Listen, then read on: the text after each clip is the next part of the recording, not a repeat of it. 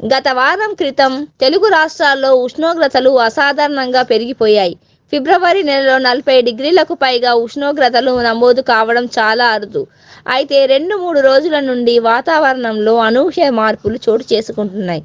బంగాళాఖాతంలో ఏర్పడిన ఉపరితల ఆవర్తనం ప్రభావం వల్ల తెలంగాణలో నేడు, రేపు, ఎల్లుండి తేలికపాటి నుండి మోస్తారు వర్షాలు పడే అవకాశం ఉందని వాతావరణ శాఖ అధికారులు తెలిపారు.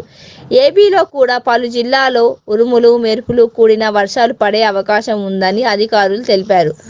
తెలంగాణలో కుమ్రంభీం, మంచిర్యాల, కరీంనగర్, పెద్దపల్లి, ములుగు, జయశంకర్, భూపాల్పల్లి, కొత్తగూడెం, వికారాబాద్, సంగారెడ్డి జిల్లాలో నేడు, రేపు ఉరుములు, మెరుపులు కూడిన వర్షాలు పడే అవకాశం ఉందని వాతావరణ శాఖ వెల్లడించింది.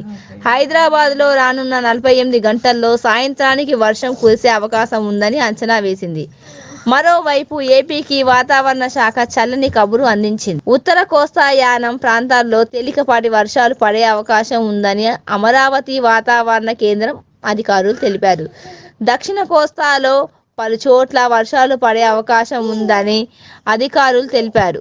ఇదిలా ఉంటే రాయలసీమలో వాతావరణం పొడిగా ఉండే అవకాశం ఉందని అధికారులు తెలిపారు. కొన్ని జిల్లాల్లో మాత్రం పగటిపూట ఎండలు, రాత్రి వేళ మంచు ప్రభావం కొనసాగుతుంది. ఐఎండీ అధికారులు అంటున్నారు. మొన్నటి వరకు ఎర్రటి ఎండలో ప్రజలు సతమతం అవుతున్నారు. వాతావరణం చల్లబడడంతో కాస్త ఉపశమనం పొందుతున్నారు.